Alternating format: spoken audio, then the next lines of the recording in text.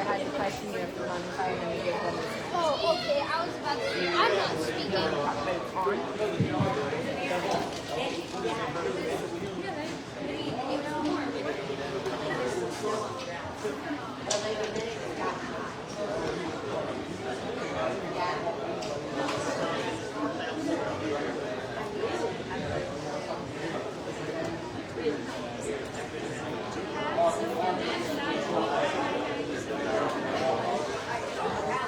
What?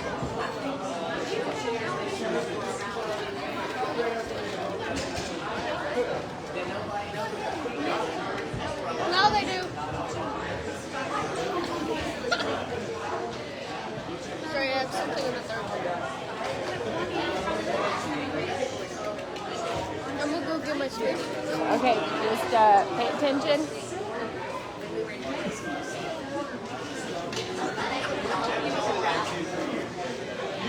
All right,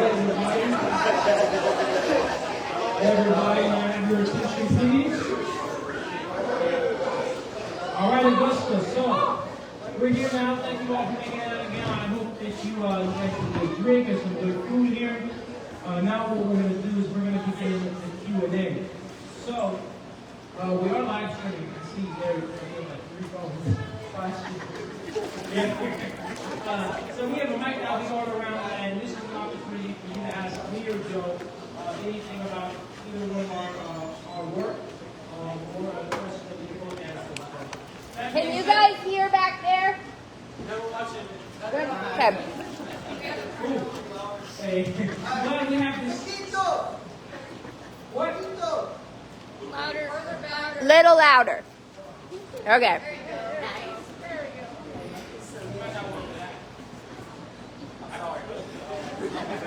Okay. Can you guys hear it? Back there? Better? Okay. All right. Great. So with that being said, we have a mic. Who has the mic? All right. So you're just gonna raise your hand. We'll have the mic go over to you, and then you ask your question, and we'll answer. So let's begin. Who's first? I know you guys got questions. There you go. Hey, Julie. My name's Lloyd Q, everybody. How y'all doing? Uh-oh. I was wondering, did you bring any of the pastoline? No. Oh. That's all I want. I want to So- actually see it, smell it, touch it. Well, yes, and that opportunity is going to come. What's happening now is the next machine is being built. So Mark 5 is being built, which is my next reactor, which will be more than just seeing the fuel. You're going to see the entire machine in process, because this machine is being built on a trailer. It's going to be mobile, and I'll be doing the entire Georgia State tour in the summer. Every big city in Georgia, people will be able to come out and see the entire process. You could bring plastic, see it go in, and fuel come out from the other end. Thank you. Next. Back there, Kobe.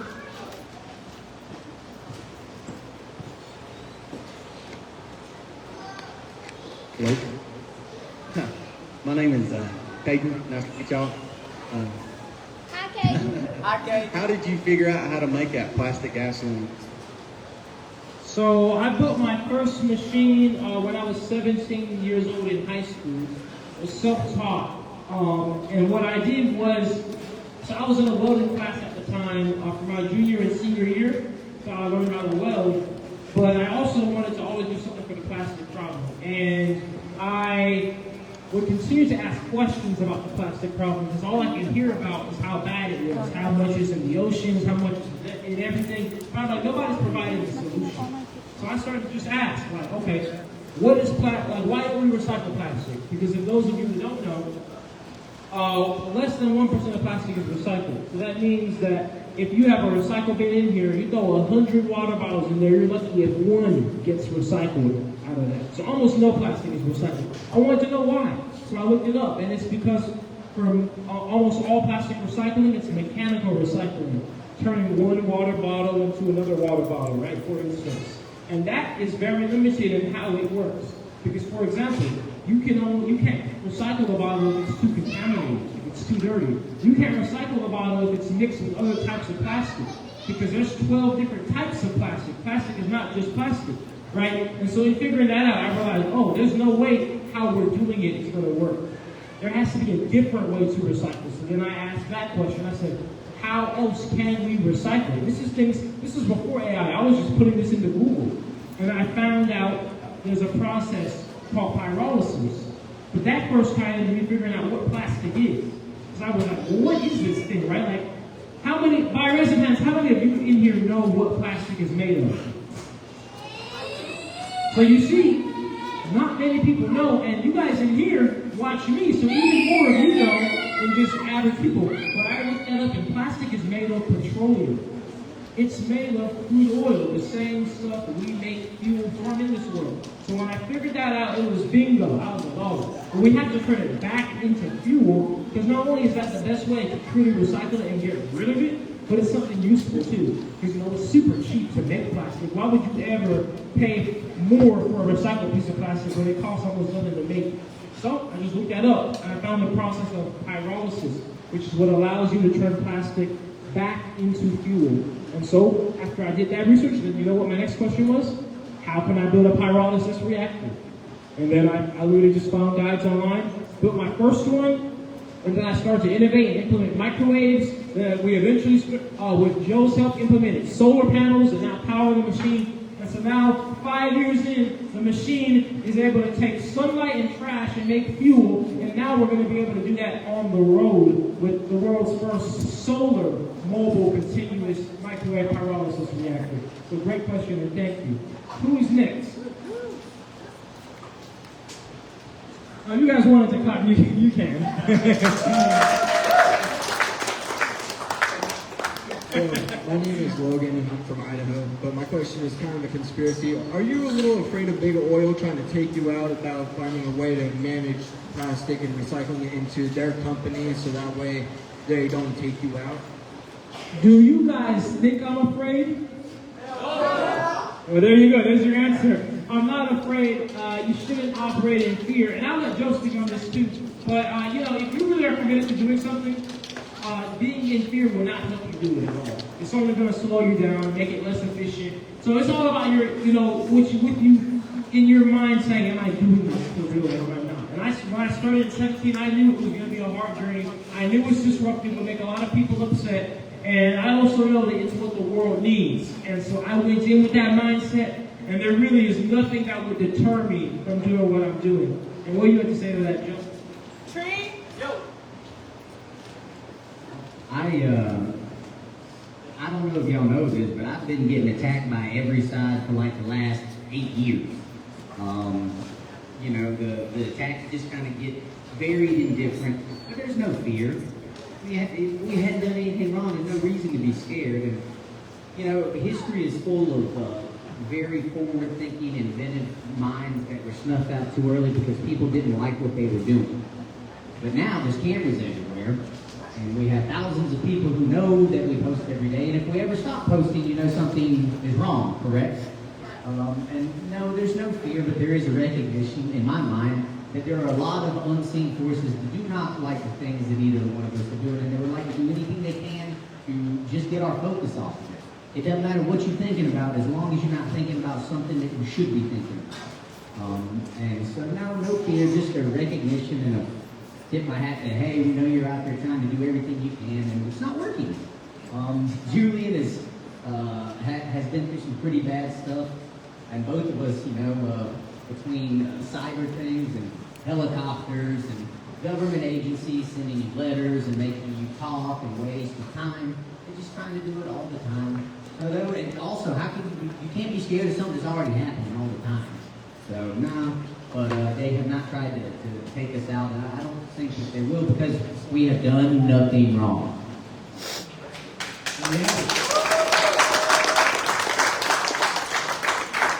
Next question.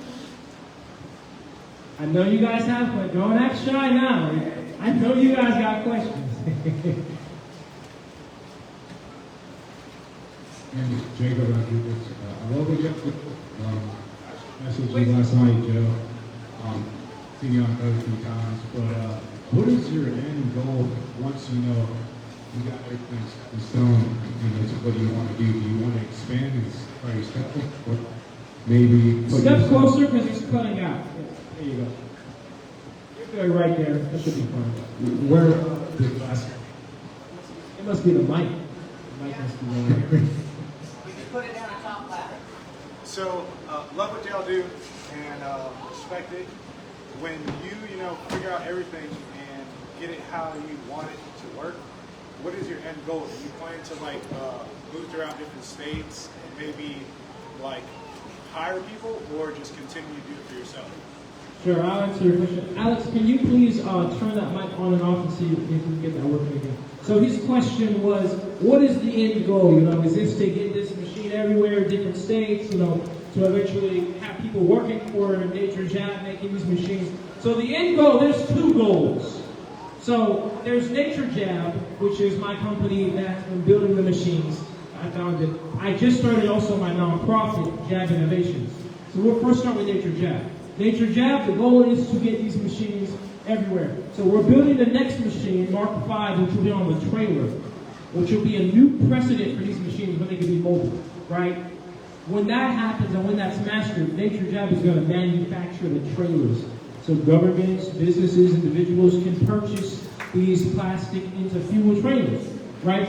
Now, Jab Innovations, a nonprofit, that's the more interesting side because the goal of that is to raise funds to take this same mobile operation that we have on the trailer to implement it onto boats. So then we can go out to the ocean on boats, and do what we do best, collect that plastic, powered by the sunlight, create fuel, and the boat is just running off of that fuel made from plastic indefinitely until there's no more plastic in the ocean. So now we're dealing with all of the sources of plastic waste on the soil, and then all the residual plastic waste is out in the environment, out in the ocean directly. That's the goal. Hey, Alex, is that mic working? Yes. All right, I think great. so. Who's next? Right here. How do you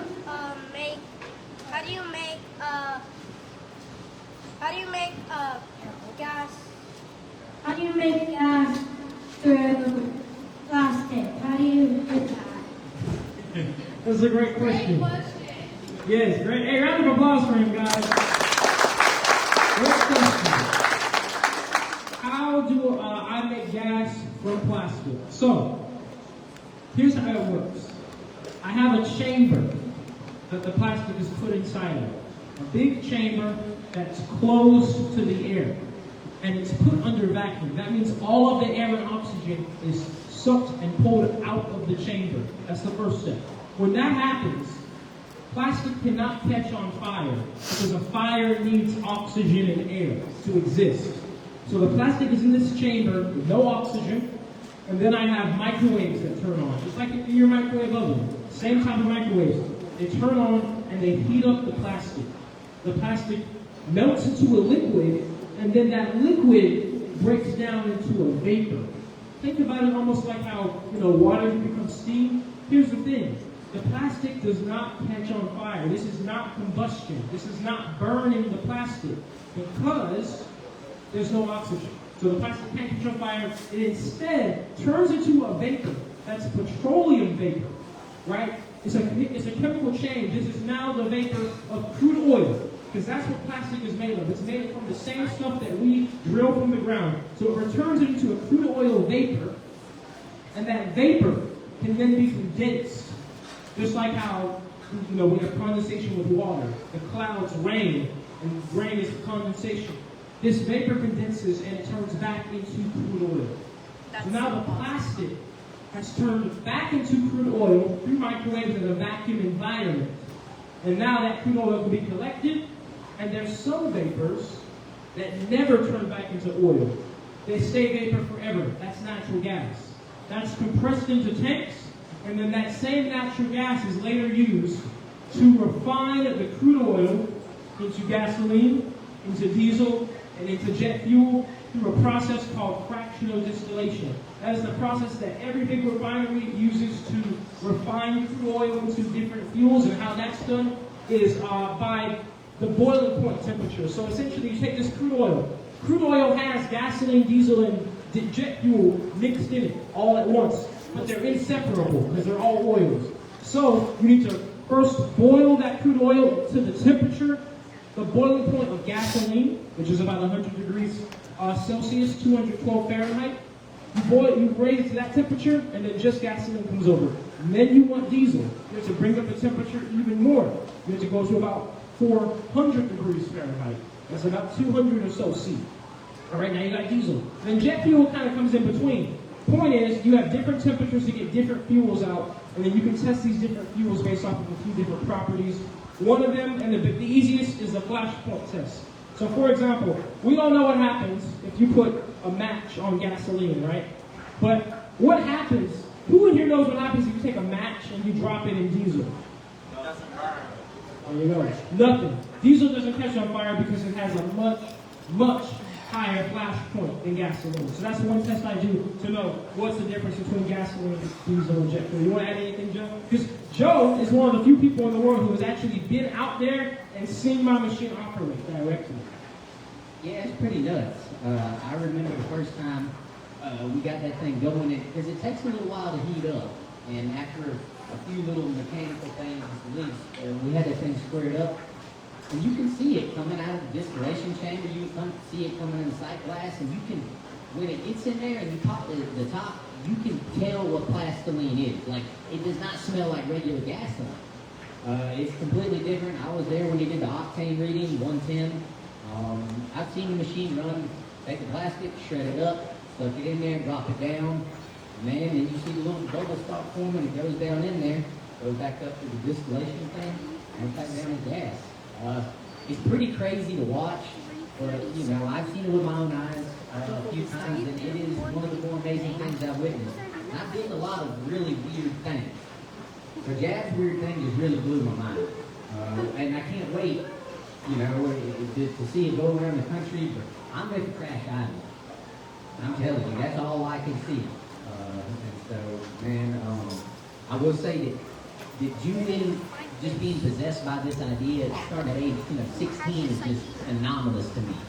Of all the things a brain could think about. At age 16, possessed with changing plastic back into gas, and that's always been kind of remarkable for me. I just can't wait to see what he took them next. Respect! And I did actually want to touch on that note. It looks like we had a hand raised back there. I tested it first. Oh, it's still acting finicky. I think it's okay. Take it back. Yeah, I do want to touch on that note there of when I do build the next machine, the goal will be to go across the entire United States and do shows showing people the process like you were saying. Because, you know, you guys may have seen, like, when I put my fuel in, like, a Scat Pack in Atlanta, or when I run diesel trucks, the Ford 1993 F-250 off of my diesel fuel, or a Cummins. But that's one thing, because I've brought the fuel and powered a vehicle. But imagine a show where I tell you, bring your plastic waste to me. We're going to take your plastic waste and you're going to watch it disappear and turn it into fuel, and we power something that's same. Like, that's a whole different experience. And I want people to see that. And I also believe that would be a great way to generate the funds for the boat as well. People see it working before their eyes. We had a question back there. Somebody raised their hand? Sorry. Yeah, we'll have the mic. I'm sorry if anyone already asked the question, but I wasn't able to hear. My question is this something that will be rolled out to average, like everyday people, or is this something that only corporations will be able to have access to? So will this be rolled out to the average consumer? I would love it to be in the hands of it. I don't know if that mic is working, by the way. I didn't really sound like it. But yeah, I don't, you know, it's up to, there's so many variables. Because it's up to, you know, like the laws change in your county, in that particular city, in that particular state, in that particular country. Everywhere will have different regulations. I think one day it could be available to any individual. Now, does that mean I can't sell it to anybody? That's different. Could you legally operate a machine in your HOA, in your neighborhood? That's a whole different thing that I really can't answer, to be honest. I'll tell you right now, I highly doubt I was following my HOA when I was building plastic to fuel reactors in my parents' backyard in a residential suburban neighborhood at 17 years old. And I blew myself up too. I highly doubt I was following the HOA. So that's the thing. My initial focus is especially the government. Selling this to the government. Here's why. If I sell these machines to the government, if they buy the machine, they're forced to make rules and regulations line up with the machine, which will then trickle down to the people. Because who makes rules and regulations? It's the government, right? So, if they buy a machine, now they have to make the rules to say, oh, well, we need to be able to put this machine in this particular area. And so that's my hope, because I would love everybody to have access to it, but given that we know, even when it comes to energy independence in general, they don't really like people to be, sovereign in energy, I don't see it happening close. You got something? Yeah, I do, because things like this, if you have a large contraption full of lithium batteries, gasoline, jet fuel, and tanks of natural gas, the average person should not be operating.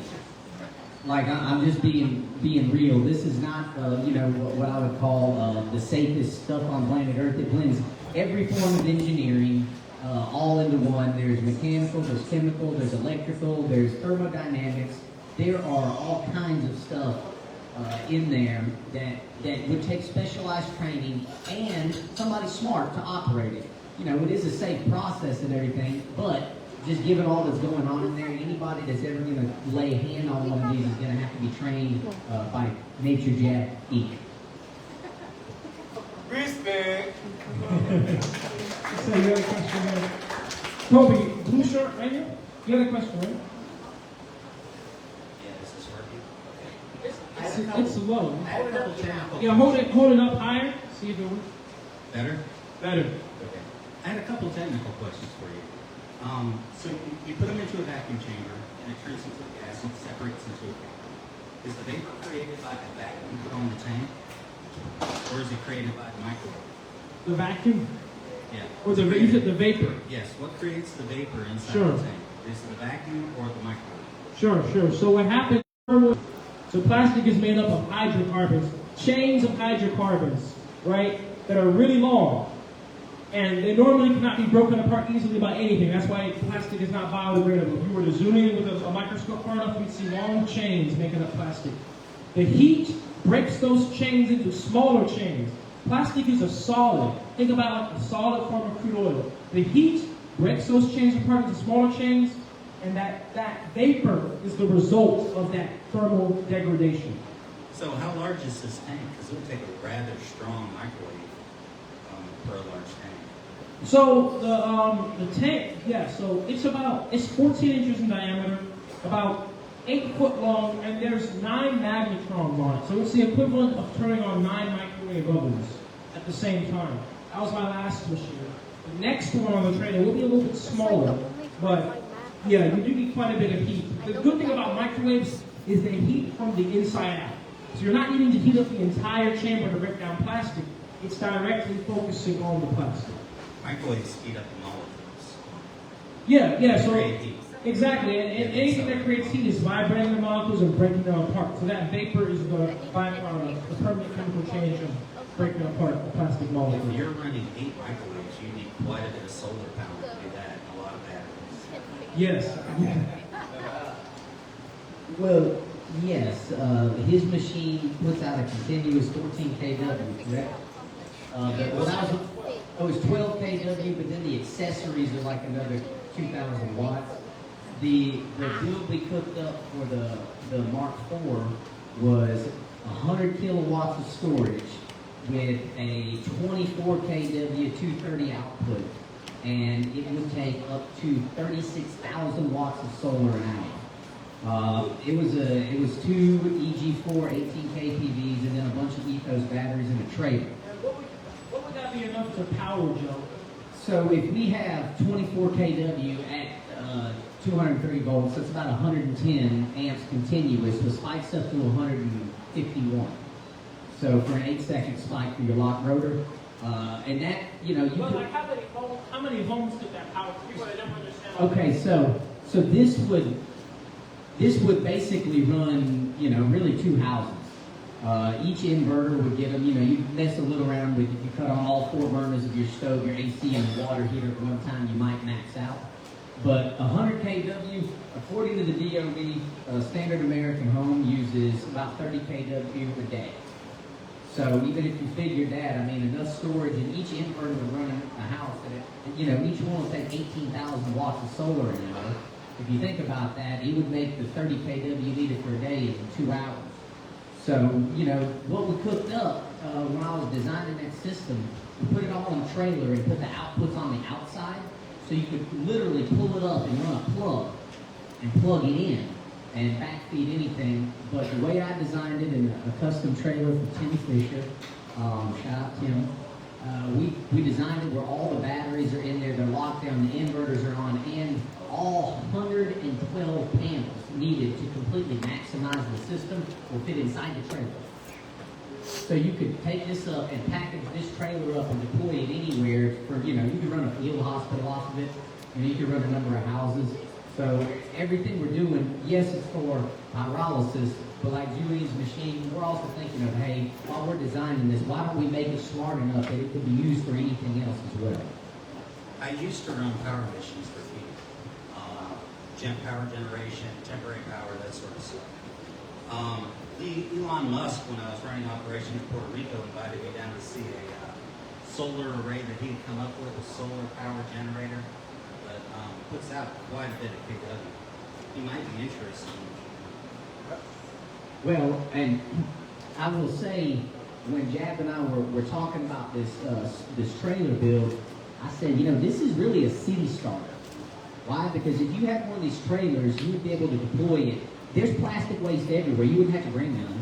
You go to the local river. You could get tons of plastic, and you have electricity for communications, electric tools, anything. And if you could deploy this, you could make your oil, which, you know, we think about driving cars. You can use oil for a lot of things. You can use it for lumber. You know, you can use it for weaponry. So that combination, too, literally, you can go start another civilization pretty easily. How efficient is this setup? Is it cost effective? What, the solar? Well, no, the whole operation.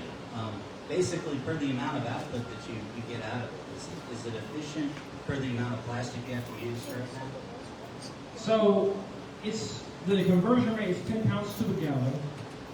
If you're running the machine continuously all day, in theory you could make about 20 gallons of fuel. This is my glass machine we're talking about. If you were to make 20 gallons of fuel, I believe the kilowatts rating per gallon is about 50 kilowatts per gallon. So that's simple math. 50 times 20. Yeah, so you're not, more than likely you're not going to be making enough fuel to like literally power the machine off of its own fuel. But when it comes to the energy conversion, you're going to be getting pretty close. In my mind, this is not so much for making gasoline as it is removing a never-ending problem on planet Earth. Because once the plastic's there, it's like, oh, it's just there for 10. We don't know how long it'll be here. We haven't had it around long enough. How many carpenters had to die before they knew asbestos was bad? That type of question. And, you know, so Julian has a machine that can take any type of plastic, mixed plastic, wet plastic, really anything, and put it in there and turn it into a usable fuel that also could be used instead of drilling some more out of the Arctic Circle. So, I mean, it's really that's why I'm behind this 124%, because it's, yes, it's producing something usable, but it's solving a problem that has been deemed unsolvable. And just, you know, as we all keep going to urine using millions of pounds of plastic every day, what's happening to it? And so somebody had to do something to solve the issue. But, like I was saying, you could send it anywhere and find, you know, free energy. And if you use solar, the energy conversion, the sun puts out a lot. And when you have that, especially on this next build, because the ethos and the 18 kTD are UL grid tie approved, so they're very, you know, they're higher end, expensive type equipment. But we're going with off-grid equipment that did not need the UL 446 approval. And so, like for the bus, I think for the trailer with 2 inverters and 4 batteries, I think it's only going to cost like, I think that solar system will only retail for around $12,000 to $13,000 without the panels. It's really going way down. So is it 100% conversion rate? Every bit of plastic that goes in turns into fuel? No Yes, yes, every bit of plastic turns into fuel, and then the end byproduct is solid carbon. So there are no waste byproducts. Everything is useful. We get natural gas, the crude oil, which is gasoline, diesel, jet fuel, and then solid carbon, which has tons of its own uses. And so that's the entire process. And some people might be wondering, you know, since it is a very power-intensive process, how in the world are we going to power this on the road, mobile, on a trailer? The trailer is going to have 24 550-watt solar panels, and it's going to be the first of its kind. It's going to be a trailer where the roof and the sides of the trailer are literally made of solar panels. And when the trailer is parked, the sides will flip up, and it will serve as basically a gigantic solar panel. And with that many panels, we'll be pulling in about 14,000 watts of sunlight continuously, more than enough. The next machine will be less energy intensive. The next machine should top out at about 10,000 watts on electricity.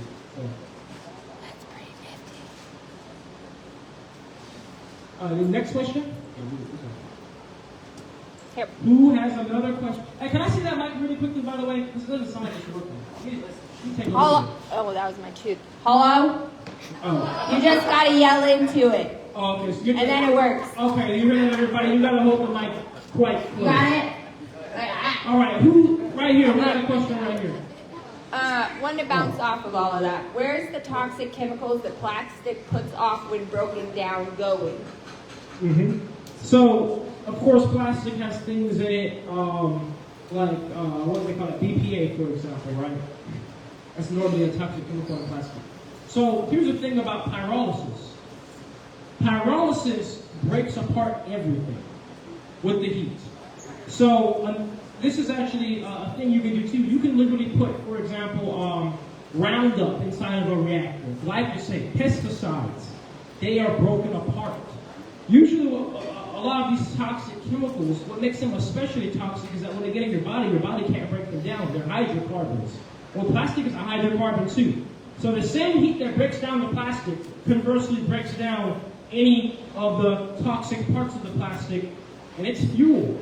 You know, and you're not meant to drink that fuel. That fuel, of course, is still toxic to you, but I'm sure your car will love 110 octane fuel. So that's usually what happens to anything in the plastic that's undesirable. Next question, right here. Have y'all been in talks with any like big major companies or corporations? I know you're talking about the government would probably be the ideal client for this machine because of the rules and regulations. But it seems like what you're doing and the awareness that you're bringing, I kind of already know the answer. I'm gonna ask anyways. That corporations, particularly the ones that are already in the energy business, would be incentivized, to not to promote, but to incorporate converting plastic into fuel and solve the problem of plastic around the world because they have the budget, money, and know-how, and the things that they're doing already to drill oil to burn to fuel. What you're doing, I cannot fathom 8 rules, government rules and regulations that are less than what they're already doing with what you're doing with plastic. Are you making any talks with that, or any interest from big enterprises and corporations and what you're doing? So is your question, am I in talks regarding government regulations or whatever? Well, no, not government regulations. I guess what I'm saying is, to me, if I was a big corporation, and I'm not, but I guess my logic side says, why wouldn't a big enterprise incorporate, say, hey, we can do this at a big scale, solving the plastic problem and investing into it to do the microwave paralysis, to convert plastic into fuel, in addition to what they're already doing. Sure. So I've gotten reached out to by a lot of different big companies, especially big pyrolysis companies too. The issue is, most of the time, there's really no way that I can work with a company without them basically taking my technology, right? I mean, how can they throw millions at me? I'm doing research and development under them and they don't know what I have. And the issue is, I don't trust companies, especially publicly traded companies, to do what's right for the world. Because look, why is it taking me doing this to begin with? Shouldn't we already have companies doing this, already have governments and individuals doing this? And I think the simple reason why they don't bother is because it's simpler to make more money to just continue making and selling plastic and just not worrying about the waste part. Instead, we'll just make you pay for recycling, you throw it in your recycle bin, and we pick it up and just take it to the same landfill anyway. Because how is the recycling industry a multi-billion-dollar industry, but they're clearly not recycling? That's a scam if I ever heard of one. They're not doing their job. But it pays you a lot more, right? It pays a lot more to say you're going to do something and not do it. So if the world runs off of money and you're a publicly traded company and your only interest is to appeal the stockholders, which means make more profit, then you're not going to be interested in a technology that solves more problems over making more money. And the reason why I'm so adamant on staying private is because I do not want to just follow the same route like every inventor we've seen, well, not every inventor, but most inventors we've seen before, most technologies we've seen before, and just go down the typical route of let's launch this super fast, but in return, basically sell the soul of your company to where you would have to appeal to people who don't even care about the mission. They only care about the dollar sign. So I've been at it for 5 years. I'll be at it for another 10, 15 years if I have to get this right. Anything you want to add? Yeah, I just wanted to say I think it'd be hilarious as soon as you get that thing perfected and like scale, if they find out the world run out of oil.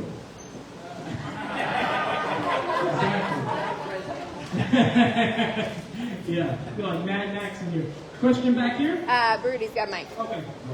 So, how does it feel to be alone in this? Woo! Well, well, look at the room. I'm not alone. I want to answer that because you are alone in the sense of this vision and the sense of your scientific information. Once you leave here, they're not coming with you, right? So, I'm looking at, I'm looking to you as a human being with this information that you've complemented with your knowledge and how you alone have come up with an idea, like this man sitting beside you came up with an idea alone. I came up with an idea alone, right? That is a place that I wanted to know from you. That's two questions. One question from you. At night, when you're all alone, how does this process feel? One. And two, I think what he was saying, I'm going to fill the what he was saying, streamlining your product. What does that look like, streamlining the product?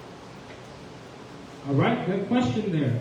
So I would say, how does it feel? The answer to that part, I would say it definitely is, it's a mission. It's a big mission with a lot of responsibility and weight. And so at times it can be very, very stressful, a lot of pressure, especially because sometimes it makes me upset when I see that, I've been doing this for 5 years, pushing that out there.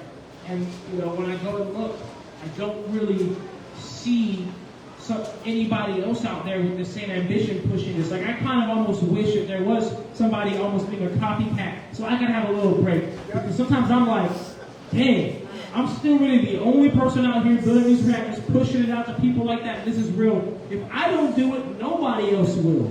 I have to now.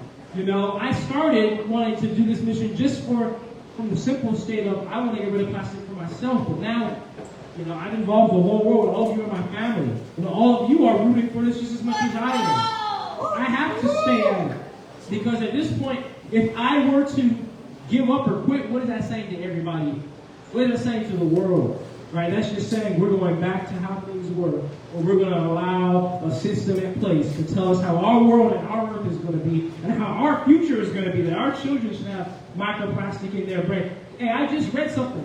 The brain has now been confirmed to be 0.5% plastic. You have to be kidding me.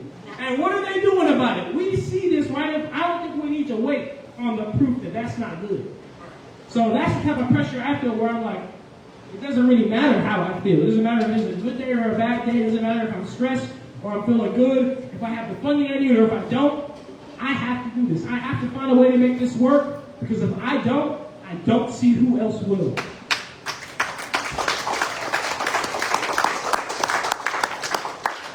And to answer your last part of the question about streamlining, and Joe can say this, every machine is always a major upgrade to the entire process. I'm not just making the same machine bigger or smaller. I'm changing so many parts. One of the things that we're doing with this next machine is it's going to be modular. So the machine can, every part of it could be lengthened or shortened, right? And this is going to be a design that will be further implemented, especially when these are put onto boats. Because we're going to figure out the most efficient design, the most cost-effective design for your solar panel energy. But that's possible through a modular machine, because that saves me from, okay, well, I want there's a machine to have more power or less power. I don't need to rebuild an entire machine. I can just add an extra chamber, for example. And so that's going to be a part of it. And putting it on a trailer, you kind of have to be way more efficient, because you have way less space to work with. You have way less power. You don't just have infinite fields to throw solar panels. You have to get things streamlined. So I think that's going to improve the process a ton. Next question? I got another one. Switching gears here. Question for Joe. What's the goal with all the old Bibles you're now collecting? What is it you're trying to figure out, and will you release your findings in greater detail? I'm trying to figure out the truth, and nothing but the truth, so help me God. I've been struggling and going back and forth on what to do with these, because they find me. The first Bible I was given was for Johnny, all the way out on the West Coast, and it sat in the Jesus house for a while. And now that I've gotten so many Bibles and other very odd books that are extremely rare after I find out what they are, that I think I need to put them in a place where everybody can read them. Because I have a very strange brain and a lot of different interests, but I think that it's going to take the whole world to figure this out. And so what I'm in the process of doing now is I'm going to start with a digital library, where the entire world can read the Bible for free. I'm not going to have, we're going to have restrictions against government and agency IPs. Other than that, anybody can come in there for free. And then I'm also going to make them available for download as well. If you want to download it, we will have to charge you for that, because it's going to cost me a lot of money to house like 8,000 pages of Bible scans. And I'm also going to create a discussion board where people in there who are a member of that thing can, screenshot excerpts and everything and put it in there for discussion in a private form that I own, not Discord, not Facebook, not TikTok, not YouTube, not Instagram. It's something that I own and control. And I have a thread with a number of very eclectic, odd-brained people who are discussing a lot of, common threads that run throughout history. Because I'll just say, it's a lot. What happened back there is there was one original truth, and people have taken parts of it and started this religion or that practice or this cult, and you have to go all the way through down to the bottom to find out that one part. And then correlate over here and come all the way down through. And so I need help. I'm tired. But the goal is just to find out, the things that God put here for us to know, and nothing else. So I can't wait to get it on there, and once I do, I will post it openly for everybody to see. Respect. Good stuff. Joe, what is your thought about what is canon in Scripture, Apocrypha, other books? What is your take currently on that? A cannon is what the Crusaders used to shoot at people. And I have to start this out by saying a very painful truth is no organization on planet Earth has a higher body count than the Christian church. They had wiped out cultures, civilizations, the natives. There's been wars, everything fought over this. And the canon is what they use to support their narrative. That's literally what it is. You know, it was around the Council of Nicaea, the Diet of Worms. If we go back, they literally said these books fit our canon and these books do not. And then later in the Protestant Reformation, they removed the Apocrypha. Now, I'm of the mindset if there's any information out there pertaining to any of this, you should be able to read it. Well, it might have something in there. And one thing Alex and I learned after touring castles and cathedrals of the old world, you ever walk into a cathedral, you will automatically feel scared. Like religion has been used to control people for millennia. That's what it is. They track you in with your natural instinct to know God. And then they tell you this is what God is and you believe it because everybody around you believes it. And your sweet grandma led you this. They walk you in like the Truman Show, homie. And then when you ever say, I'm going to leave, well, not only do we hate you, you're a sinner, but you're also going to hell. And you're fine. But that's kind of what Jesus said was going to happen. So, you know, I've had all of those things happen to me. My family has literally cast me out. I've done nothing to them. Friends I've had have fallen off and deserted me. Longtime employees have stolen from me, robbed from me. And I will tell you that all of that is kind of supported by canon, and there's a lot of truth in there, but you have to read it and understand it's encrypted data. It's in there, and if you seek, you will find, and if you knock, it will be open to you. But if you just poke your head around, you may really never figure anything out. And I will tell you that to just keep digging and always go down every path that they tell you not to, and you'll find the answer.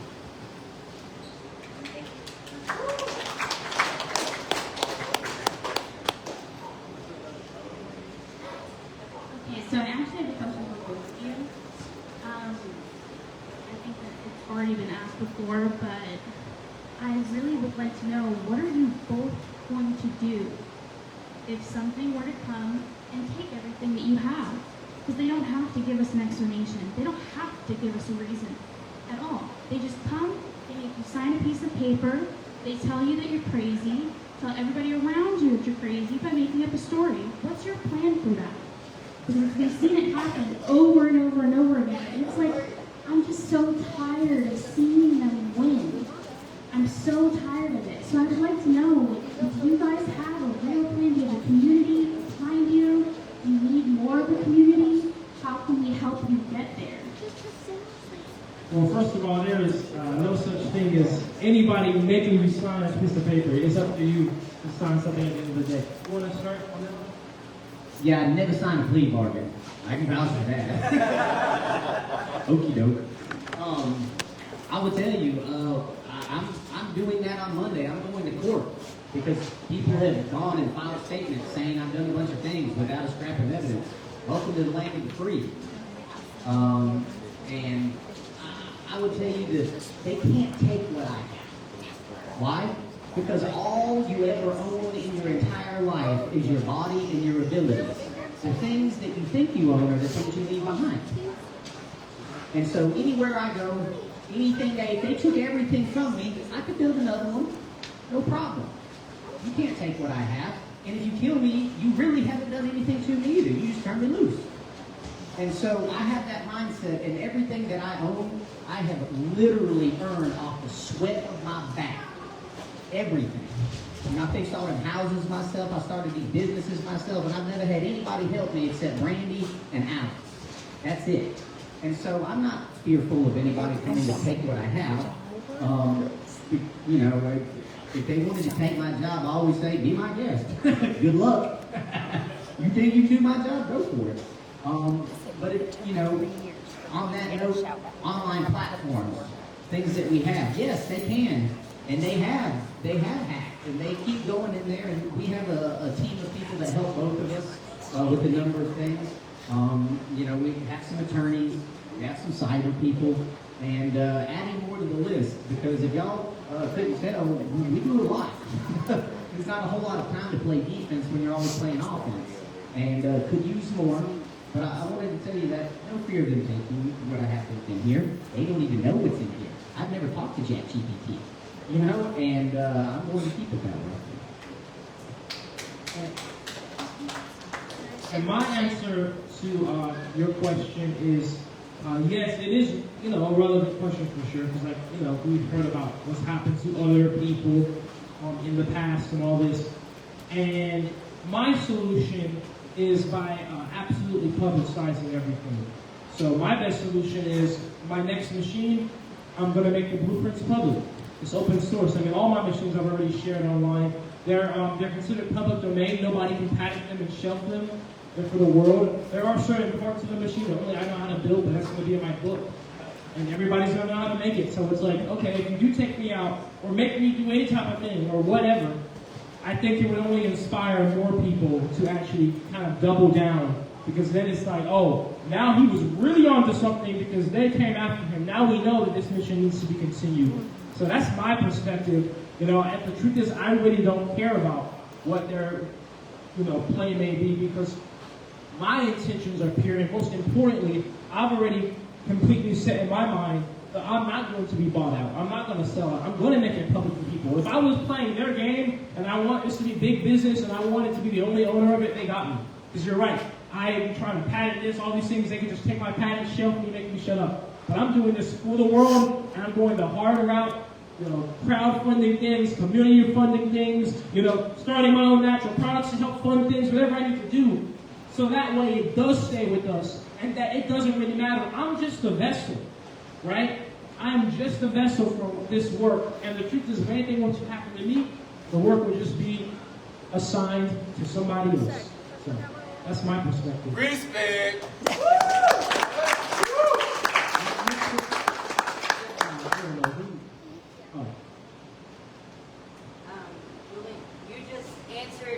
Is the mic off? Make sure it's on. All right. There should be a light. And make sure it's on for public. Alright, you actually answered my question there. 1941, Henry Ford built the first car to run off of hemp. That was his original idea. It was already done, and then Big Oil came along and said, it runs off of what? And this hemp oil he made was a bioplastic oil. And this is what we should have always been doing from the beginning. As a society and as a community, I just want to let you know that we're here to support you. We can never be bought out either. And that was going to be my question, but knowing that we can never be bought out. Love you guys. Yes. Yes. Hey, round of applause to all of you. Because by all of you being here and all of you watching and supporting us and sharing us, and especially by you showing up, some of you have driven, but even you, those of you that, if you're walking distance, just by you putting that type of intentionality and power and energy into the movement, that is the movement. That is what is allowing this to be possible. I think you guys need to understand that since both of us are grounded in, we're doing this for the world, for humanity, not for profit, not for attention. You all are the power of it. You all are what make it possible. This is the lifeblood of the entire movement. If something were to happen to me or to Joe, it's you guys that protect it. It's you guys that hold the information. Once you know something, you never forget it. Right? Once it's in my book, How to Build the Machine, there's going to be copies made everywhere. Now that you all know plastic is made of petroleum, nobody can ever tell you that plastic is just waste and you look at it like waste. You'll always see it as fuel. And so that is the strategy, the publicity. But to have not only just people online, but for you all to be here. It just says so much about you all. So I just want to thank all of you. And I want to remind all of you how important and integral every single one of you are to the journey, to the mission. And it says so much that in this day and age where you could just be on a live stream, you guys chose, some of you drove literally 7+ hours to be here. And I don't care if you even walk just 7 seconds to be here. To have that intentionality of, I want to get out here, I want to hear this, I want to meet these people. That says so much about you, and I want to just make sure you guys thank yourselves. So thank you. Another online one. Joe or Julian, can you run this plastic fuel machine in Costa Rica? Is this in the horizon for your renewable energy center? Yeah, you can run in Costa Rica. The son works in Costa Rica. I will say that country has been far more receptive to it. I had some people and some organizations there say, hey, if you need some land, we'll give you this 2-acre plot to build something. And I would love to have one of the jazz machines down there. That way you could come see how it works.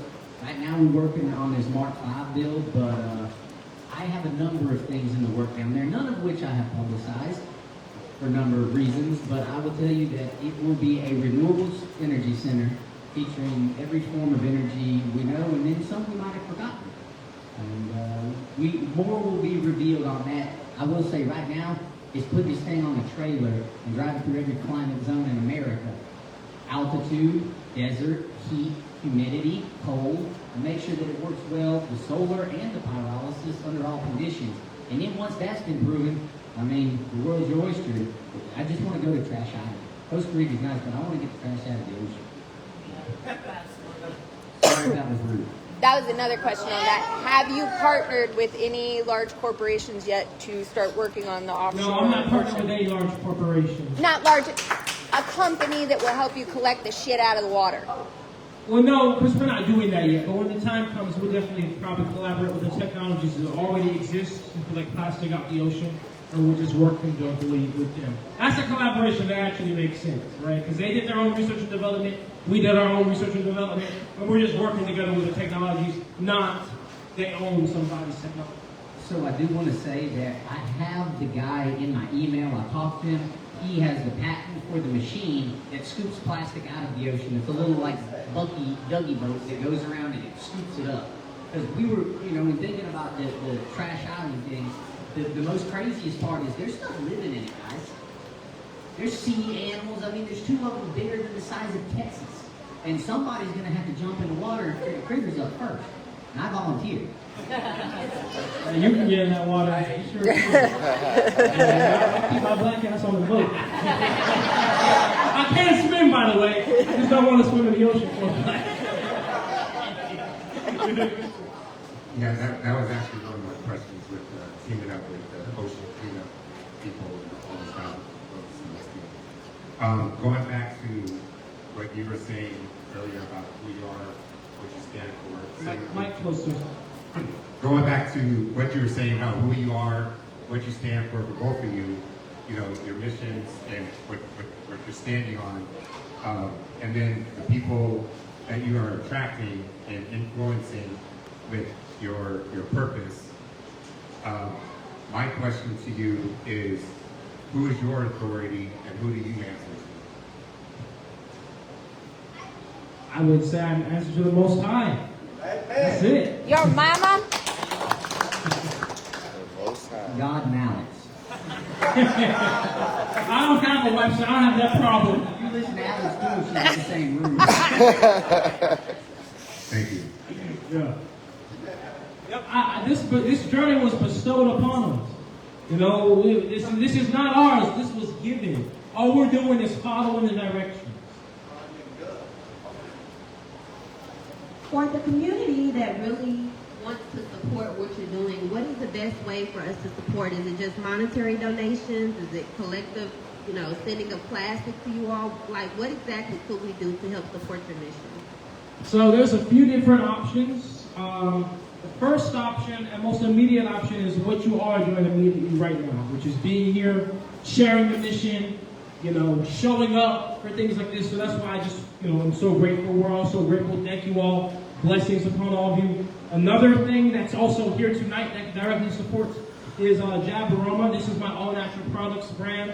I started last March in my apartment. Now we make in the warehouse. I make all natural deodorant, all natural hairspray, lotion, bug repellent, sunscreen, and then I also have bracelets over here for sale. But 10% of the profits here go directly to my machine. And so this brand not only supports yourself by giving you all natural products with no more than 6 ingredients. That's our biggest thing, only has 6 ingredients. It's the sunscreen. Everything else has 5 ingredients. But then you're supporting directly this mission. Another way you can support, I do take plastic donations. It's on my link tree. You can get information there. To be honest, I have way too much plastic right now. I'm not necessarily starving for plastic donations. I also do take donations, monetary donations on my website, naturejab.com/donate. I'm working on getting my nonprofit finalized, so that's a way as well. But yeah, I'd say the most direct ways you can help the project right now, that since we are in construction, is sharing, buying some Jabaroma product, and then donating directly, which is something you all are able to do here tonight. So thank you. I need some self-supporting, autonomous, stellar people to help me build my self-supporting, autonomous, stellar community in Costa Rica. But they got to be, there were not a whole lot of Spartans. I've been through them. I need very, very good people with very, very good internal compasses and delicacies. That does remind me, I need to add one thing. There's one other thing on the list. Mark 5, the next machine is being built in Woodstock, Georgia. And it's a community-built machine. Meaning, we literally have some people in this room who have been out in Woodstock and have helped directly build the machine out there. Shout out to John right here. Raise your hand, John. He's been out there. He's flown from Dallas, Texas, many times to directly help. So that's a way you can directly support too. And if you're interested, we can definitely talk after the Q&A about that. And then, yes, another option. Thank you, John. I almost completely forgot. So the next machine, Mark 5, is being built on a trailer. It'll be a mobile machine. It'll be seen by the entire United States and hundreds of millions, probably billions of people online. We are accepting sponsorship. So if you have a company where you want your company's logo on the side of that bus, we're accepting that as well as a way to raise funds for the construction. So that's the last option in which people can directly support the project. So I hope that answers your question. And thank you. Or a church. A church can donate as well, right? Yes, any organization can donate. Gotcha. My question is, have you made ethanol 85 yet? And if not, do you plan on making it possibly to test and to sell? Because it's very popular in like the drag racing world.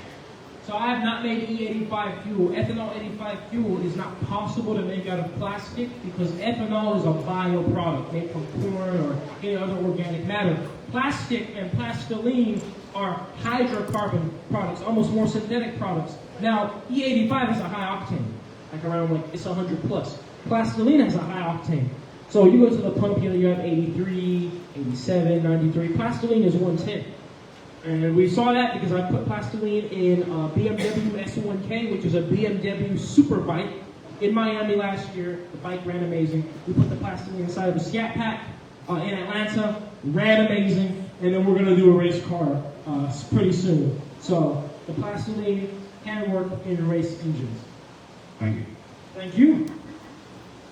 Next, right here. So it's very exciting to see y'all work together. Can you tell us about how this partnership started? I remember it. So Jab and I first reached out when he was looking for a diesel bus to run off of plastic diesel. The first vehicle ever. It was going to be this was the first vehicle demonstration ever to run off of my fuel. So I needed somebody crazy enough to dedicate their beautiful engine to my experimental fuel that never ran in anybody's engine before. And he didn't pick me. But man, we linked up. It was a few months later when he was looking for solar, and I remember the first night I met Jab. We drove down there. It was about a 6-hour drive. Jab goes to bed at like 10 at night. He goes to bed early. We got there at like 1 in the morning. We couldn't find it because it is kind of a hidden location. And I remember I was driving to this little town with a squeaky hubcap in his van back and forth. And I couldn't find it, so I just parked on this dirt road and went where I thought it was and crept through, chest-thick briars and poison ivy. And I saw his van in the machine, and I knew it was in the right place. But Jab was barefooted sleeping in his van, and so was I the night we met. And when I got out and I shook him, we just kind of met. And it was like, what's up, dude? You got dirty leather shoes on, too. I like this. And I say both of us have a similar bent. We're possessed by doing things that nobody else thinks about. And Baruti asked about loneliness earlier. Man, you ever heard that phrase, he's lonely at the top? Bro, he's lonely in a cave too. And, I think when we met, y'all tell, we just hit it off. And we had a lot of fun building. It's really aggravating building by yourself, isn't it? Like you just be out there and the littlest thing, you can't find anything, you need another set of hands. Like, bro, it's really aggravating, and when you have somebody else to cuss with, it makes it better. And I will say, we've had some adventures together in Costa Rica, the events in Texas, and I mean, it's been good to meet a friend. You know, that was the main thing, because weird people don't make friends easy, like I was telling y'all earlier. And so, no, it's been interesting having Jack. You tell me. Yeah, so that's exactly how we met initially, because I needed help with the solar as well, and I found his DM when he had reached out saying that he had a vehicle that would try my fuel, and I found that after the fact. Yeah, it's been awesome knowing him. I've known him for over a year. Great guy. In fact, everybody, Alex, kids, all of them great people, and genuine people. That's what stood out, because I, of course, I interact with people a ton. I get tons of people that reach out, influencers, people alike, whatever. And not everybody's always just genuine, but Joe has always been genuine. I remember one time we were working on the machine tirelessly, then he had to drive it back out here to Augusta. Now, Augusta's like 6 hours from where the work site is, right? And I told Joe, like, the next day, I said, I need you and I to come back out here because I think I'm going to have it ready. And then they drove 6 hours, both of them drove 6 hours out there just for me. I left a pump on the machine. It drained all of the solar power. So by the time they showed up, we couldn't even run the machine. But they still drove there. What's up? No, I was trying to get the microphone. Oh, yeah. So they're just genuine people, real people, and I really appreciate it. And something that Joe and I both have in common is that we love people. We love you guys because, we have both interacted with Hollywood people, with celebrity people. They're weird. Think about it. They have influence, and a lot of them have money, and what do? Exactly. But all of you are just like us, where it's just like we see problems, we want stuff done, and if we see somebody doing something, we're going to get behind them. And we're not just going to say, we're going to actually show up. We're going to actually ask questions. We're going to actually support. And so, that piece there also stood out too, because a lot of people, they get this complex, or they think they're above people, maybe because they just have a following or a platform. But I'm like, when I see 3 million followers, that's 3 million potential friends. I don't see 3 million fans. I see 3 million potential people that will go out there and build with me. 3 million Joes. No, I don't want 3 million Joes in mine. Never mind. I take that. Hey, Alex, how'd you do with 3 million Joes? No. So maybe not. I want you guys to comment too, just on you want to talk about determination. The first time we were out there, the living conditions and squalor that we were all in for a week. Bro, most people get sunburned. I was ant burned. I had never bit. These ants was angry that we was there, and it was hot. This is nothing not like unnormal for me. But I was, showering off with a hose in the yard, naked, throwing a towel over the security camera, and I mean hot. Food, maybe 5, 6. I mean, wake up. I don't know if y'all know, but that's why Jab and I hit it off, because both of us are madmen. Like, I wake up and I work. I'm like a creature. Some people wake up and I wake up and I work, and I won't stop to eat until Alex brings me food. And Jab's the same way. We probably didn't consume 500 calories a day for 5 days, did we? And then this consistent physical labor the entire day out there. And the conditions, so where my machine was that we were working on, the first one to run off the soil, this was Alabama. On some very isolated country land, where all you had were hay fields and cows, and then a whole bunch of incested insects that bite you for no reason.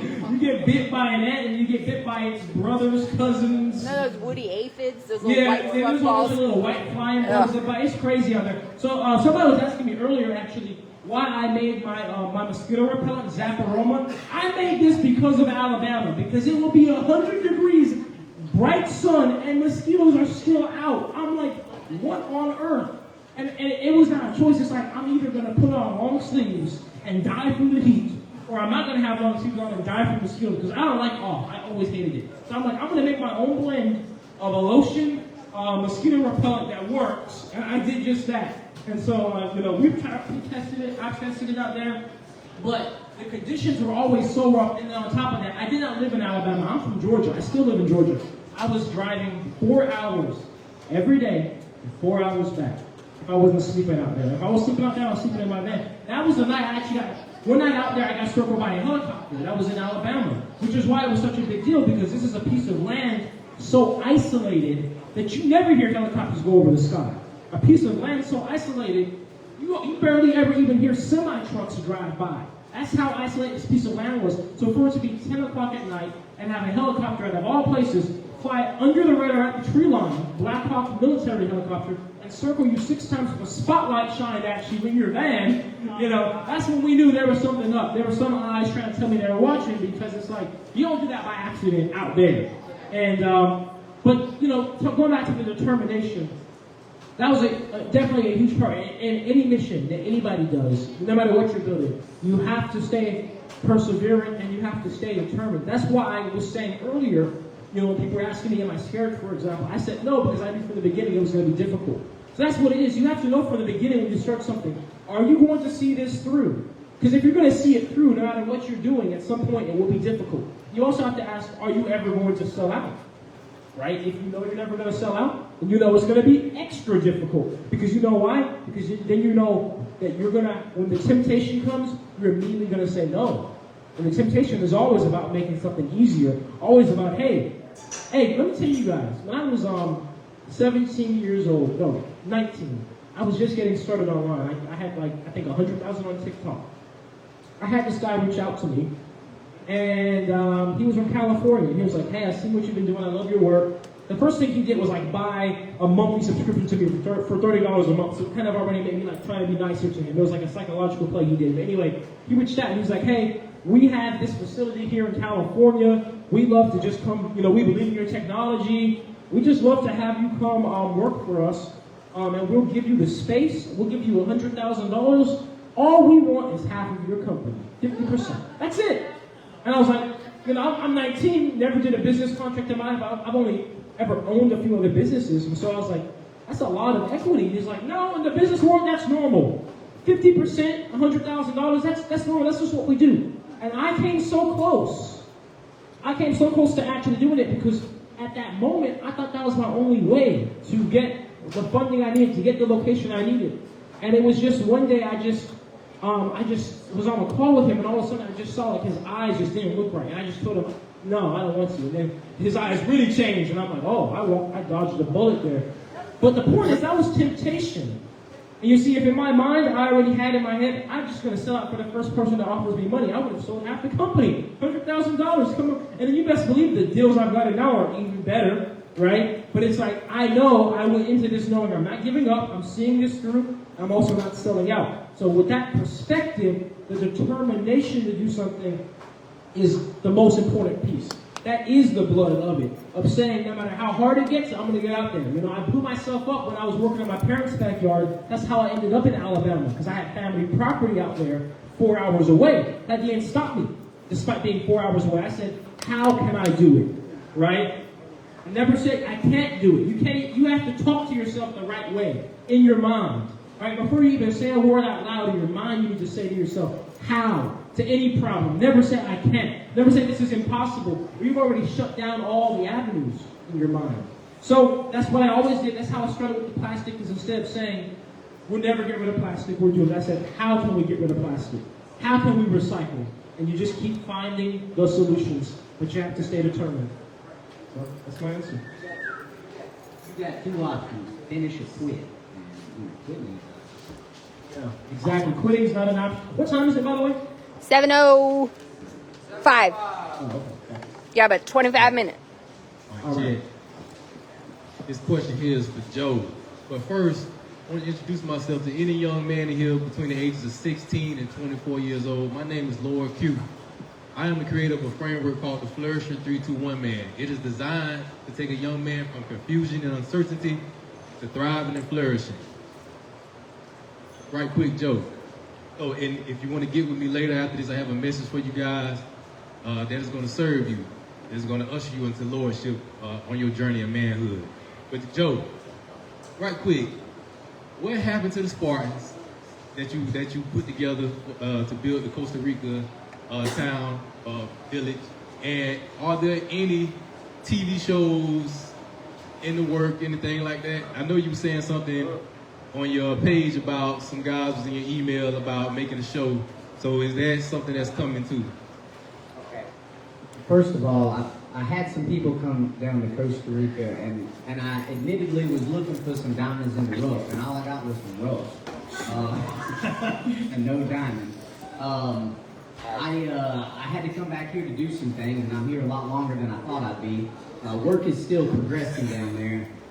In for a surprise when I get back there with my iPhone. But I am going back down there to build some things. Like Jack said, I'm not fitting to quit, not at all. And I have been approached by 7 different TV shows already in the last few years. And just like Jack with the corporations, they don't deal with me because I tell them straight up, I was like, hey, I can do whatever you want, but you will not take my mission, alter it in any way, promote any products that I do not support, edit, alter, change any of this. And as long as we're cool with that, we should continue talking. And they never call back. But Alex and Charlie and John and Colby have all been helping record, and we have hours of footage. All we really need is an editing team and some time, and there's a whole lot to be put out there. And I think that's one thing that both of us do a good job of doing, is recording the process. Because like I said, if I die, and if I leave you, I will leave my iCloud with you. And it contains a lot of proprietary information. But yeah, man, I want to put more stuff out there, especially showing the process. And we haven't, I'm in talks with a few people about editing, and the main thing is, like Julian said, you have to find people you can trust. And, I've talked to multiple platforms, and, once you take and take your thing and sell it to a platform, they own it. Do whatever they want with it. You could be watching Plastiline with an Exxon commercial. And see, we can't have any of that. And I'm right now in some pretty serious discussions on a documentary relating to archaeology and Bibles and things of that nature with some various independent filmmakers and a pretty large group that is looking like it's going to happen. So yeah, we're going to get some more stuff out there. But I said it before, and Jab, you would agree, if we had people to edit our shit, we'd have tons of stuff out there. But it's very, very hard to construct a pyrolysis machine. And even harder to construct a pyrolysis machine whilst recording yourself, and even harder to do those and then have to edit it, then have to post it, and then have to post it on the other platform, and then have to reply to the comments. It's very hard to build a pyrolysis machine with a cell phone in your hand, or worried about lighting or audio or something. So I will say that what you see are really 2 one-man shows going in one direction, and we need help. But we have to have people that we can trust, and both of us have been burned so damn bad. What do I have to do? Let you live in my house, let you meet my family, eat at my table, talk to you like you're my brother? What do I have to do to get somebody that's not going to fuck me? Whoa, everybody's like, yeah, you're shaking your head because they haven't, hey, look. And so all of us, we're not paranoid, we're just realistic. Need help on that front, but we will have a lot of stuff in the airwaves. I haven't stayed in one place for more than like 24 hours in weeks. I'm tired. Dan's been on the move. Look at it. We're doing a lot.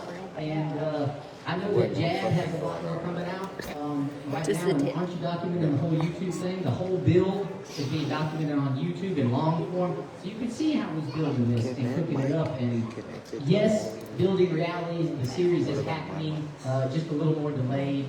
I'm sorry if you saw the trailer and wanted more. It will be revealed sometime before many moons is over. Thank you. Yep. And we'll do one more question for the night. Who is going to be the last? Who would you see first, Alex? Oh, Hope is already on. There you go. All right. Hi.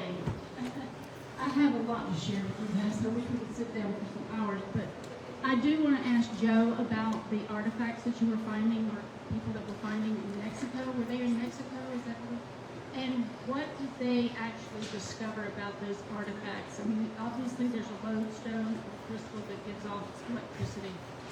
So, did they find out anything?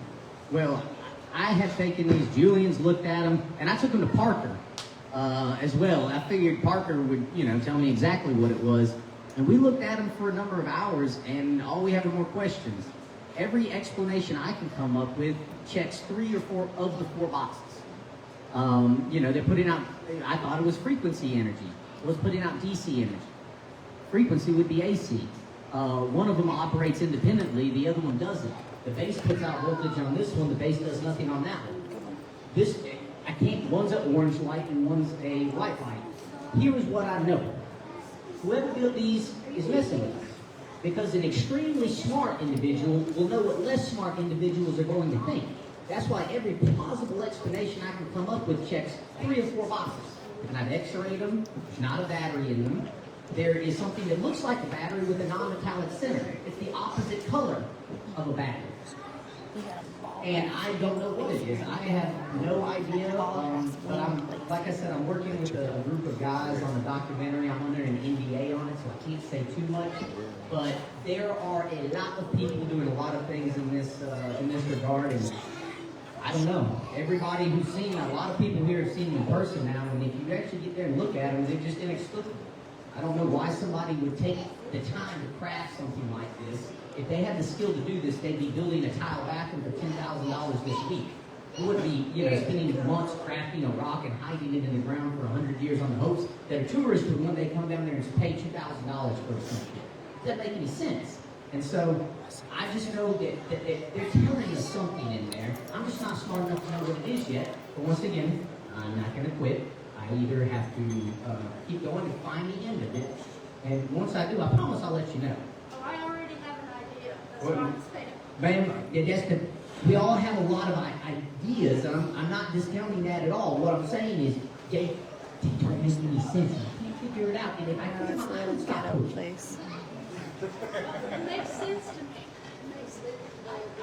All you gotta do is study basic algebra. Okay, hey, everything is numbers, and we all love algebra. So I think that we'll talk more after. I think we got maybe time for a little more. I don't know. But they're an enigma to me right now.